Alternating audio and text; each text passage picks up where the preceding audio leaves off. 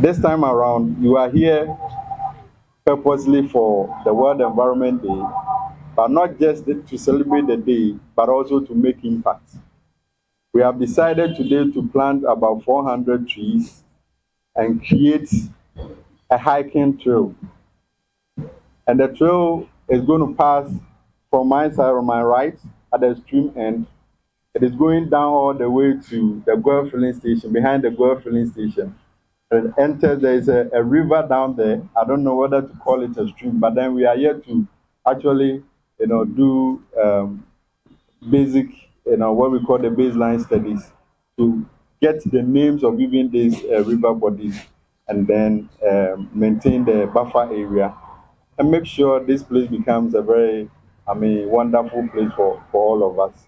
And I'm sure today Dr. Abuafu is here from the Center for Climate Change and Sustainability Studies. I always say that sustainability studies, if Ghana we are to observe it, we live in a tropical zone, and if we are to go according to what the SDG is proposing, then Ghana will be a wonderful place, and everybody would like to come to Ghana and see, because we are blessed with a very wonderful landscape. But the whole thing is, how are we managing it? So nature-based solutions offer a very powerful and effective path forward. These solutions, harness the power of nature, to address environmental challenges, providing sustainable and cost-effective alternatives, to traditional methods. By restoring ecosystems,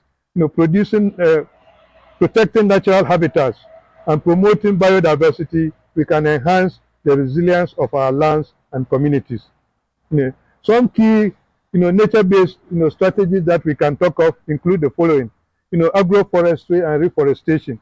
That is growing trees alongside crops, and restoring forests. And this can improve the health of the water systems, and also improve upon the land, and wildlife, can also flourish.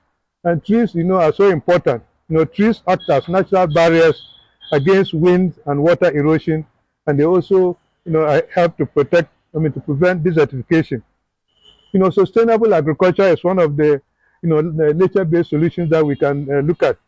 Implementing practices such as crop rotation. These are very simple things that those of you who did science in the secondary schools remember that they taught us about crop rotation.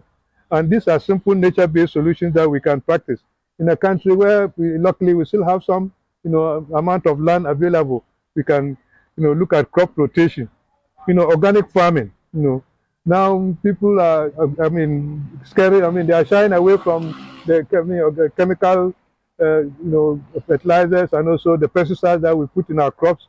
And so organic farming is also becoming very popular. And this is also a nice nature-based, solution which can improve soil fertility and then, reduce the use of these chemicals.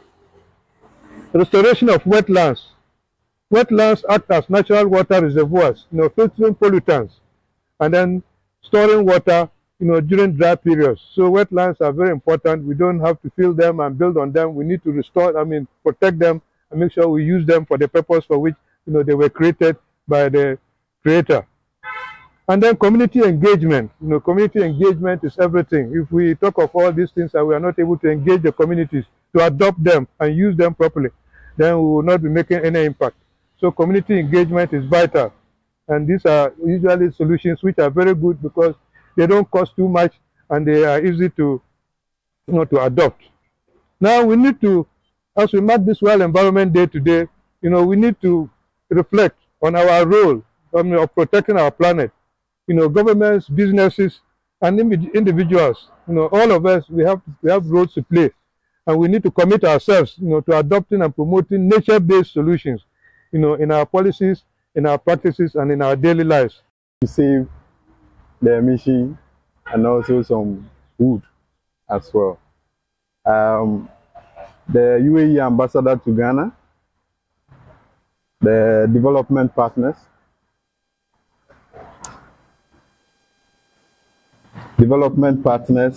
representatives of state institutions, representative of University of Ghana Center for Climate Change and Sustainability Studies, students, ladies and gentlemen, I'm very excited to host you in this serene environment called Discovery Gardens.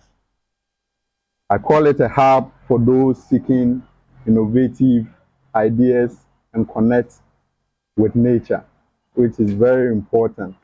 The theme for this year, World Environment Day, has captured land restoration, desertification, and drought resilience, underscores the urgent need to protect and restore our ecosystem, particularly in the face of escalating challenges such as land degradation, desertification, and drought.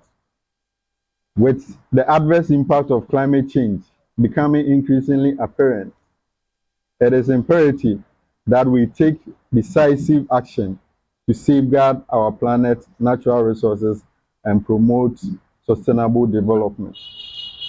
This year's International Day of Biodiversity, that's Biodiversity Day, called on all stakeholders to be part of the plan, as I encourage and provide for under the Kunming and Montreal Global Biodiversity Framework.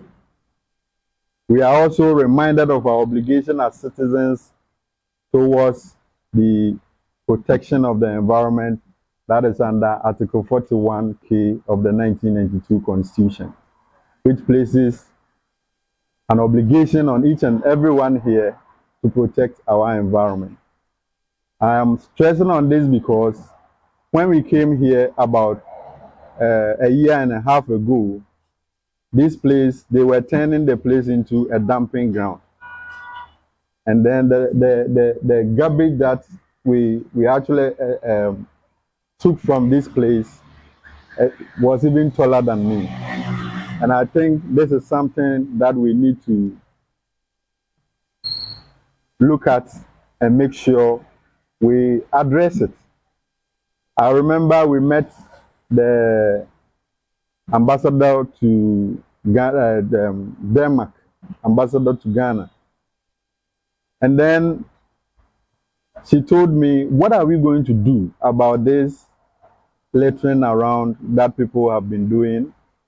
Because in their city, it's very difficult for you to find somebody throwing garbage, around. But that is our attitude, which we must change.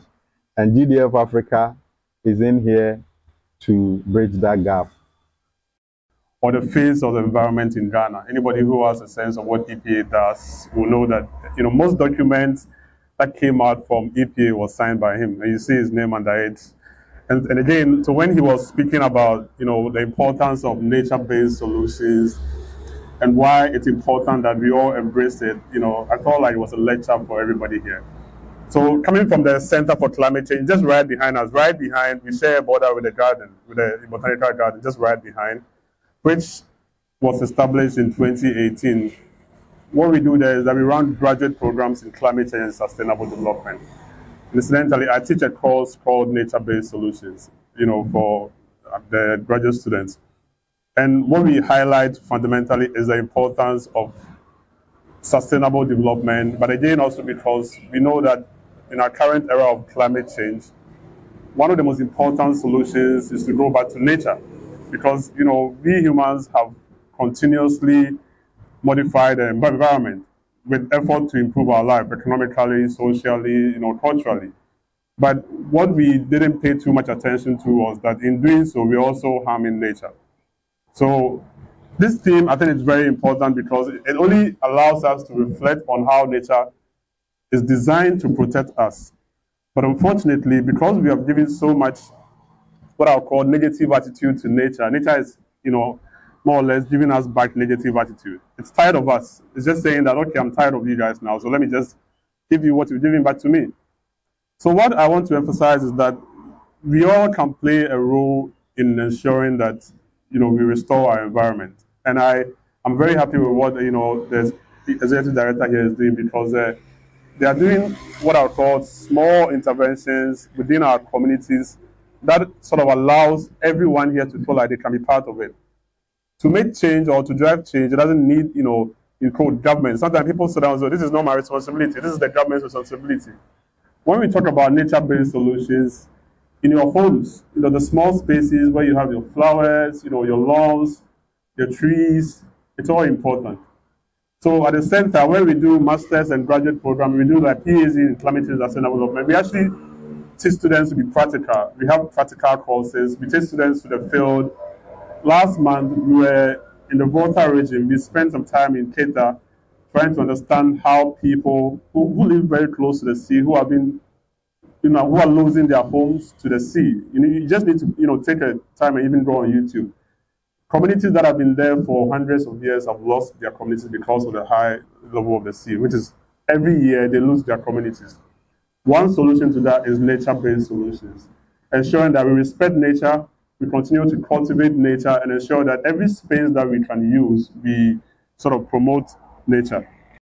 Planet Earth is facing, and at present, we are here today to encourage communities to take action toward protecting environment and help advocate to policy change and promote environmental policies at local, national, and international levels.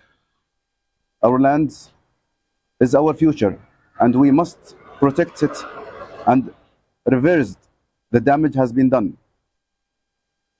It's time to stop exploiting the earth and to heal it with healthy ecosystem. We can also improve people's livelihood and stop the biodiversity from collapsing. Finally, let's take steps to make our earth a better place for future generations. And planting a single tree can absorb 1 ton of carbon dioxide in its lifetime. Thus, remember, the change begins with you. Thank you very much. Decided that to mark or to commemorate this day, we want to plant this tree and nurture it to grow as a symbol of our friendship and also the partnership that we intend to build. Once His Excellency is here, I know he is going to support our cause and make sure we create such gardens. Our target is to get about 10 of them in Accra, and other regions we move, and then we have started some other interventions. Later we will take you there to have a look at it. But today we want you to plant this tree, and with support from all gathered here and our blessings. And then our commitment will also to see to it that it grows and grows so well. So anytime we get the opportunity to pass here, sure, I decided to bring it close to this place so that even when you are passing, without stopping, you will still see, sure, what you planted here. And this, I know, is going to flourish. And as this tree flourishes, our relationship with the United Arab Emirates will continue to grow and grow and grow further. Thank you very much. Thank you very much. Thank you very much. So, sir.